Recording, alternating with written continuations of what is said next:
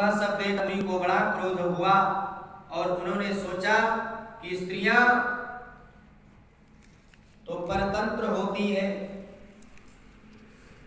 और यह उनका अपराध नहीं है, यह दुराचारी आस्तिक ही शाप पाने के योग्य है।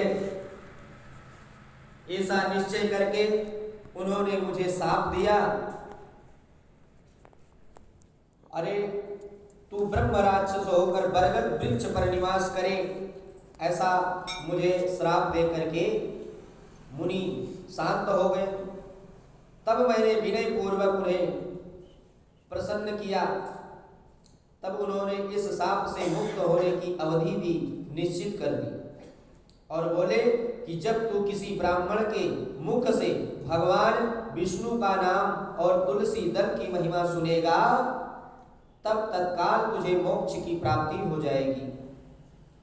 इस प्रकार मुनि का शाप पाकर मैं चिरकाल तक अत्यंत दुखी होकर के इस वट वृक्ष पर निवास करता था। पर भगवान की माया से आज दैववश आप दोनों के दर्शन से मुझे सांप से छुटकारा मिला। अब मेरे इस दूसरे साथी की कथा सुनिए। ये पहले एक श्रेष्ठ मुनि थे और सदा गुरु की सेवा में ही लगे रहते थे। एक समय गुरु जी की सेवा में लगे थे कि गुरु की आज्ञा का उल्लंघन करके ये ब्रह्म राक्षस भाव को प्राप्त हो गए, किंतु आपके प्रसाद से, कृपा से इस समय इनकी भी शाप से मुक्ति हो गई। आप दोनों ने तीर्थ यात्रा का फल तो यही साध लिया है। तीर्थ यात्रा का फल सबसे बड़ा प्राप्त कर लिया है। ऐसा कहकर वे दोनों उन श्रेष्ठ ब्राह्मणों को बारंबार प्रणाम करके उनकी आज्ञा ले प्रसन्नता पूर्वक दिव्य धाम को चले गए। बोले श्रीमन्नारायण भगवान की जय। वे दोनों ब्राह्मण भी परस्पर तुलसी की प्रशंसा गाते हुए तीर्थ यात्रा के लिए चल दिए। अब कार्तिक मास में तुलसी की पूजा अवश्य करना चाहिए और बड़े भक्ति भाव से तुलसी माँ का सिंचन करना चाहिए। इस प्रकार जो है भगवान श्रीमन्नारायण और तुलसी माता की महिमा श्री नारद जी ने राजा पृथु को बताते हुए श्रवण कराया। श्रीमन्नारायण भगवान की जय। श्रीमन्नारायण नारायण नारायण, श्रीमन्नारायण नारायण नारायण, श्रीमन्नारायण नारायण नारायण, श्रीमन्नारायण नारायण नारायण। बोले नारायण भगवान की जय। गणेश जी महाराज की जय। एक बूढ़ी माई थी और वह बड़े प्रसन्न भाव से रोज मिट्टी के गणेश जी बना करके और उन गणेश जी का बड़े भाव के साथ पूजा करती थी। अब सेठ जी ने अब रोज रोज मिट्टी के गणेश जी बनाकर उनकी पूजा करने से वह गणेश जी रोज गल जाया करते थे।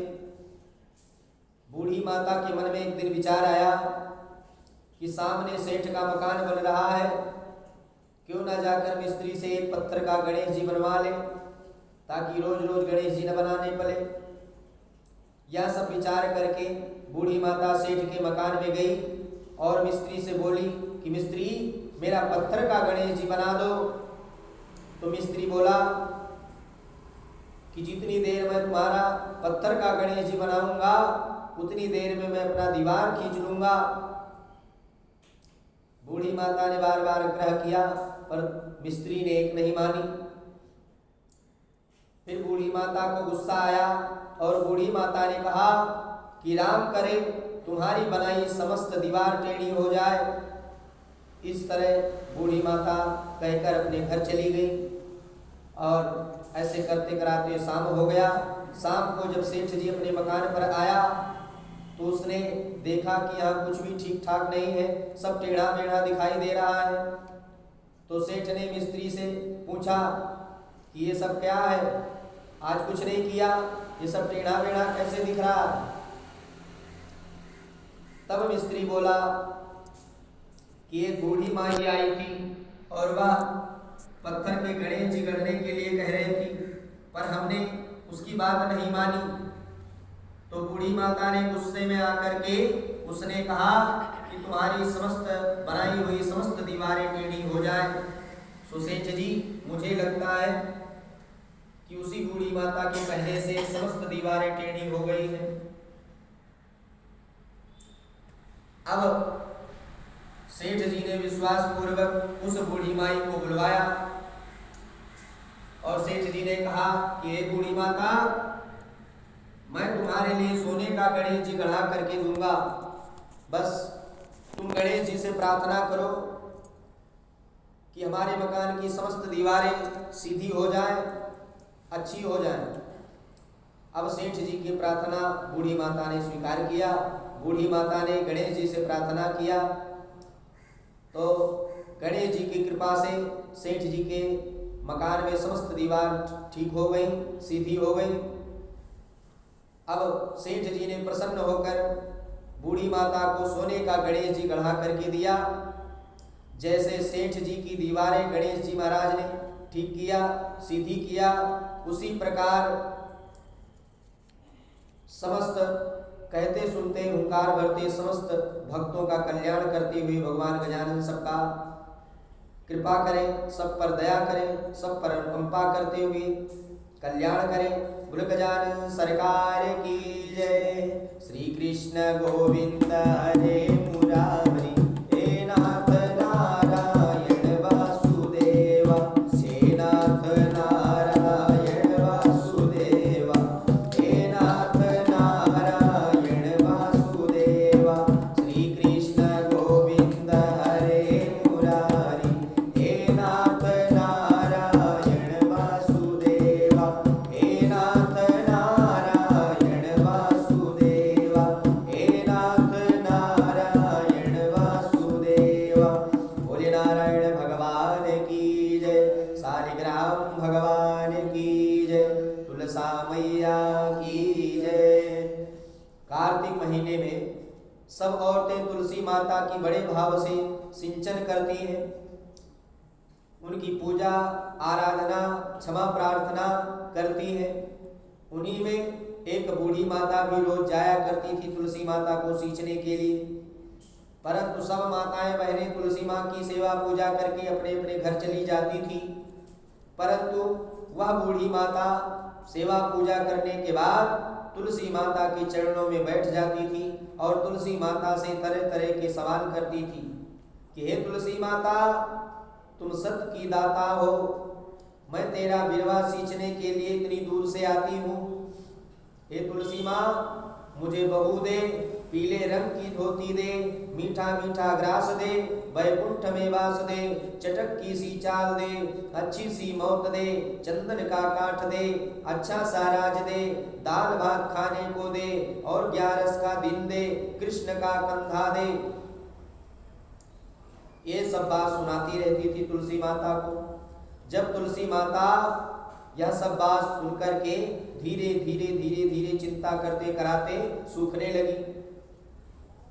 तब भगवान श्री कृष्ण ने एक दिन पूछा कि हे तुलसी, तुम क्यों सूखती जा रही हो, तुम्हारे सूखने का क्या कारण है, मुझसे कहो।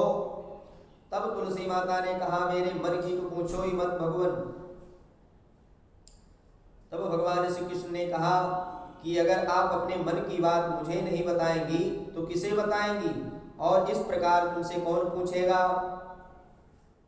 जब बार बार आग्रह किया भगवान ने, तब तुलसी माता ने कहा कि एक बूढ़ी माता रोज हमारी सेवा पूजा के लिए आती है और सेवा पूजा समाप्त कर तरह तरह की बात करती है, तरह तरह के वरदान मांगती है। मैं उसके समस्त वरदान को पूर्ण कर सकती हूँ, लेकिन भगवान श्री कृष्ण का कंधा मैं उसे लाकर कहाँ से दूंगी। यही हमारी चिंता का विषय है, यही हमारे चिंता का कारण है। इतना सुनकर भगवान बोले कि जब वह मरेगी तो मैं अपने आप जाकर उसे कंधा दे आऊंगा, तुम चिंता मत करो। जब कल बूढ़ी माई आएगी तो उसे कह देना कि तुम्हें कृष्ण का कंधा अवश्य प्राप्त होगा। अब दूसरे दिन बूढ़ी माता आई, फिर उसी प्रकार पूजन किया, फिर उसी प्रकार बैठ गई और उसी प्रकार समस्त अभिलाषाएं अपनी प्रत्यक्ष रूप से प्रकट करने लगी। तब तुलसी माता ने कहा कि बूढ़ी माता, तुम्हें भगवान श्री कृष्ण का कंधा अवश्य प्राप्त होगा। अब कुछ दिन बाद वह बूढ़ी माता मर गई। सारे गांव में हल्ला हुआ, समस्त गांव वाले इकट्ठा हुए बूढ़ी माता को ले जाने के लिए। जब बूढ़ी माता को उठाने लगे तो वह इतनी भारी हो गई कि किसी के भी उठाए नहीं उठी। समस्त गांव वाले मिलकर उठाए तो भी बूढ़ी माता नहीं उठी। अब जब बूढ़ी माता नहीं उठी तब सब गांववासी तरह तरह के सवाल करने लगे, तरह तरह की बातें करने लगे। कोई कहता है कि इतना पूजा पाठ करती थी फिर भी इतनी पाप से भारी है कि उठाए नहीं उठती है। कोई कहता पाप नष्ट होने की माला फेरती रहती थी पूरा दिन, फिर भी इतना भारी हो गई है किसी के भी उठाए नहीं उठती। तभी वहां पर एक बूढ़े ब्राह्मण के वेश में भगवान श्री कृष्ण वहां पधारे और वहां एकत्रित भीड़ में भगवान श्री कृष्ण ने पूछा कि भैया यहाँ कैसी भीड़ है। तब सभी लोगों ने कहा कि यहाँ एक बूढ़ी माई रहती थी और वह आज मर गई है। मरने के बाद वह बूढ़ी माता इतनी भारी हो गई है कि समस्त गांव वालों के उठाने सर पर भी वह नहीं उठती। तब भगवान ने कहा कोई बात नहीं, मेरे को एक बात उसके कान में कहने दो, वह उठ जाएगी, हल्की हो जाएगी। तब भगवान की बात को सुनकर समस्त गांव वाले बड़ा हंसी उड़ाए, कहने लगे कि हम लोग बड़े बलपूर्वक उठा रहे हैं तो बूढ़ी माता उठी नहीं। तुम्हारा ऐसा कौन सा मंत्र है जो कान में फूंक देने से वह उठ जाएगी, हल्की हो जाएगी। अब वहां के बहुत सारे लोगों ने कहा कोई बात नहीं, हम लोग इतना प्रयास कर रहे हैं तब तो बूढ़ी माता नहीं उठी, इनको भी थोड़ा प्रयास करने दो, इनको भी अपने मन की पूर्ण करने ले दो। अब भगवान श्री कृष्ण अंदर गए, बूढ़ी माता के पास पहुंचकर बूढ़ी माता के कान में कहने लगे कि बूढ़ी माता मैं आ गया हूं, तू अपने मन की निकाल ले, जो तेरे मन में है सब तू प्राप्त कर। पीतांबर की धोती ले, मीठा मीठा ग्रास ले ले, बैकुंठ का वास ले ले, झालर की झनकार ले, दाल भात को जीव और श्री कृष्ण का कंधा ले। फिर यह सब बात सुनकर बूढ़ी माई बिल्कुल हल्की हो गई। भगवान की कृपा उसे प्राप्त हुई, भगवान जी ने उसे अपने कंधे पर ले गए और उसे मुक्ति मिल गई। हे तुलसी माता, जिस प्रकार आपकी सेवा पूजा करने से उस बूढ़ी माई की मुक्ति हुई, उसी प्रकार समस्त भक्तों का कल्याण करना, कहते सुनते हुंकार भरते सबका कल्याण हो, इस प्रकार कृपा करना। श्री कृष्ण गोविंद हरे मुरारी, हे नाथ नारायण वासुदेवा।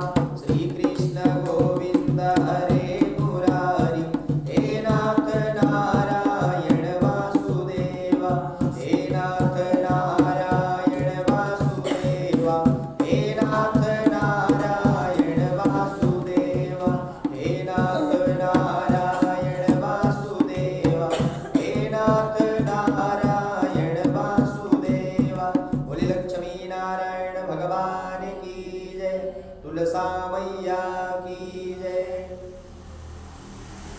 अब आप लोग इतवार की कथा श्रवण करें।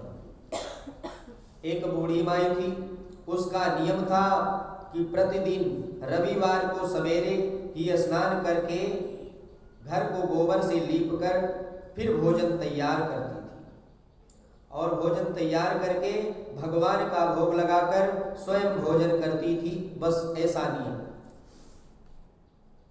ऐसा व्रत करने से उसका घर अनेक प्रकार के धन धान्य से पूर्ण था।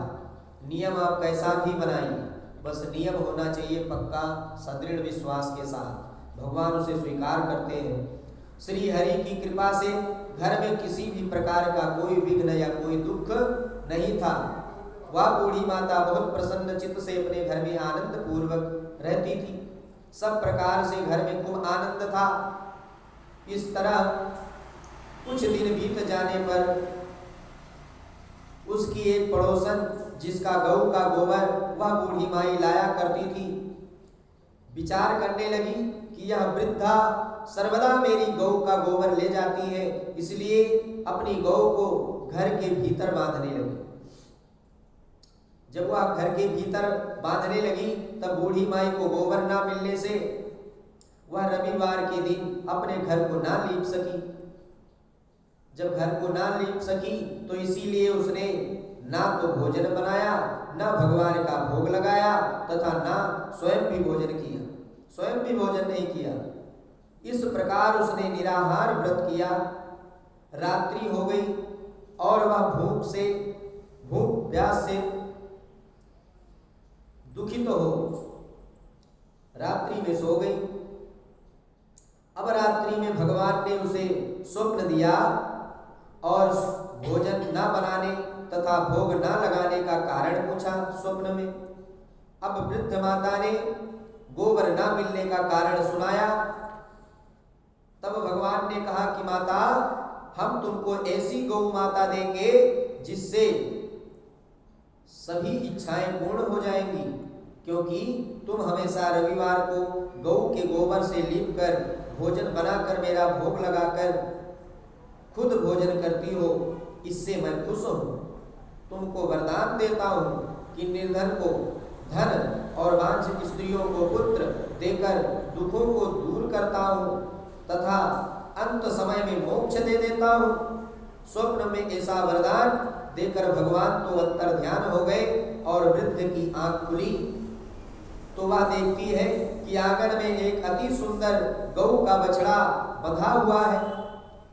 वह गाय और बछड़े को देख करके अति वो प्रसन्न हुई और उसको घर के बाहर बांध दिया। वहीं खाने के लिए चारा वारा डाल दिया। जब उसकी पड़ोसन बुढ़िया ने घर के बाहर एक अति सुंदर गौ के बछड़े को देखा और गाय माता को देखा तो द्वेष के कारण उसका हृदय जल उठा और उसने देखा कि गाय ने सोने का गोबर दिया है।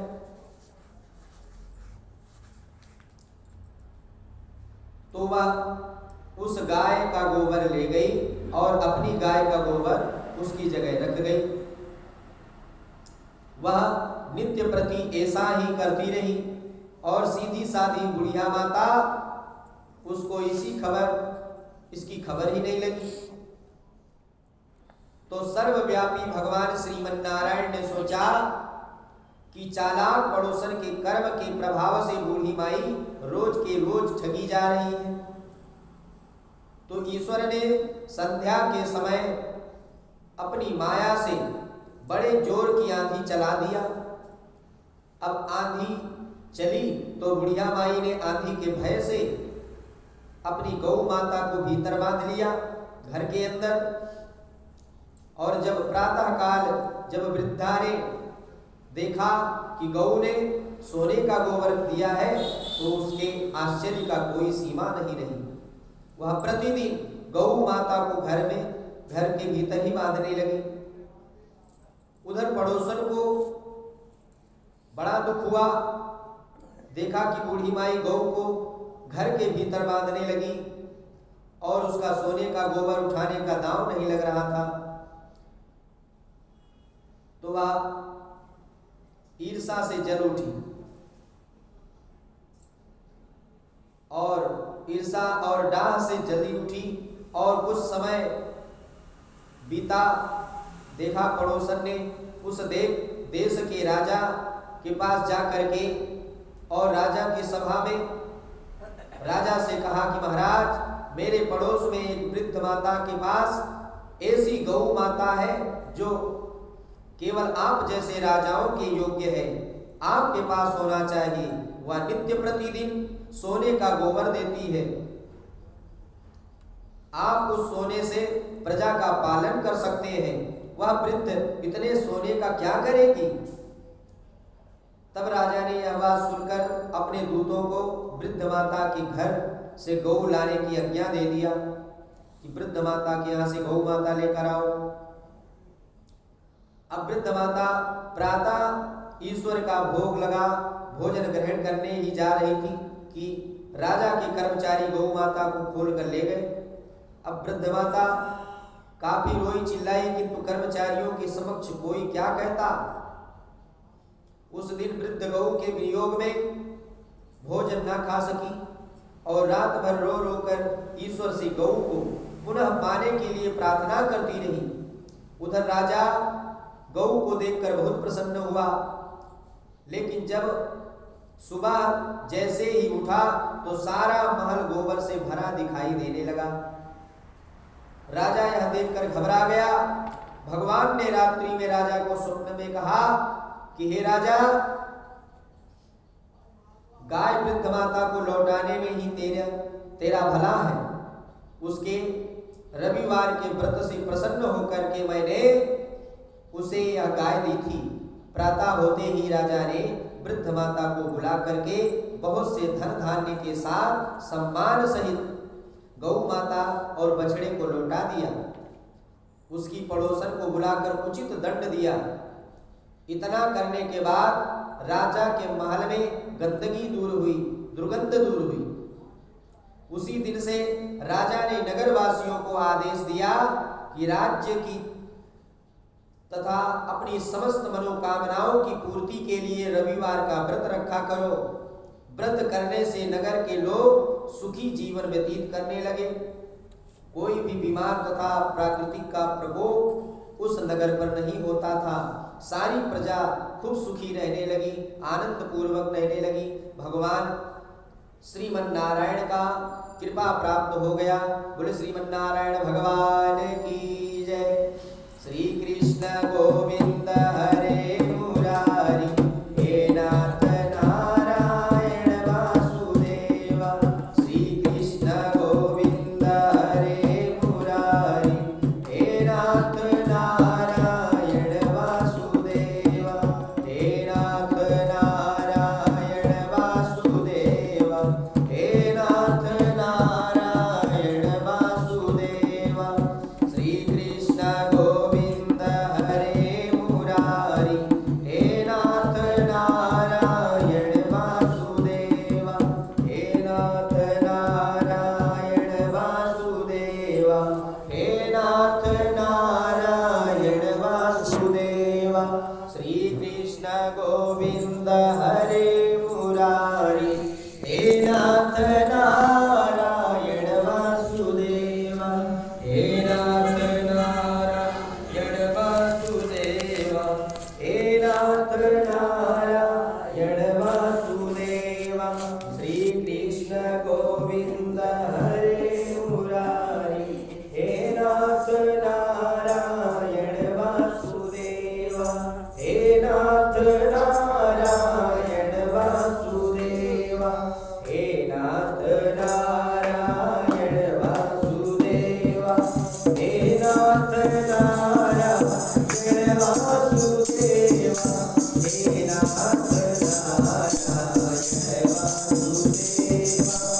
नारायण भगवान की जय।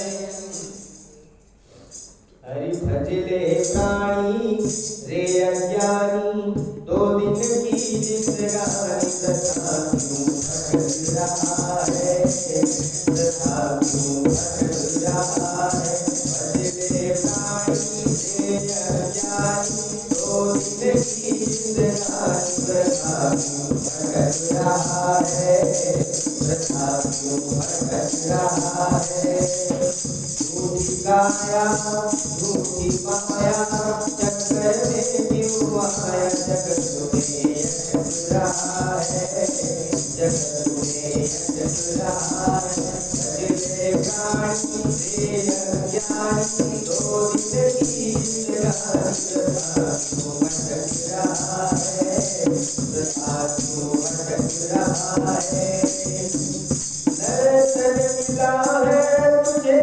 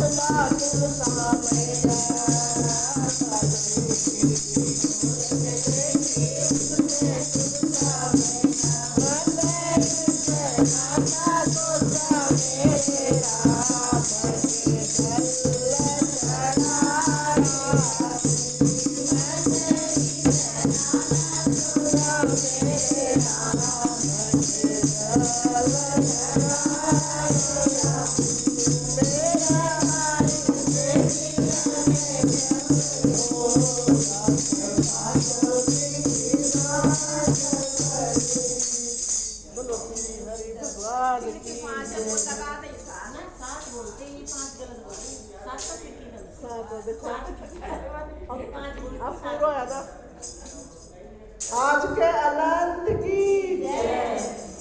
अब पंडित जी आएंगे। भगवान की जय।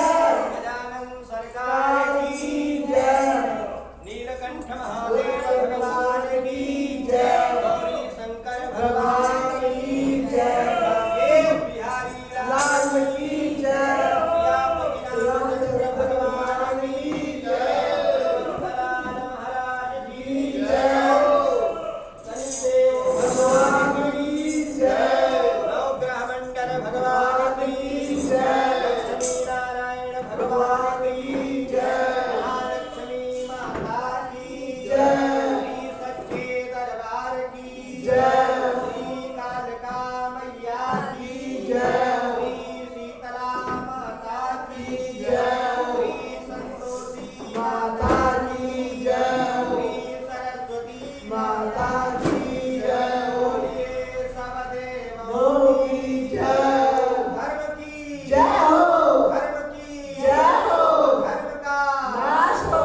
धर्म का नाश हो। प्राणियों में सद्भावना हो। प्राणियों में सद्भावना हो। विश्व का कल्याण हो। विश्व का कल्याण हो। गौ माता की पालन हो। गौ माता की पालन हो। भारत माता की जय हो। भारत माता की जय हो।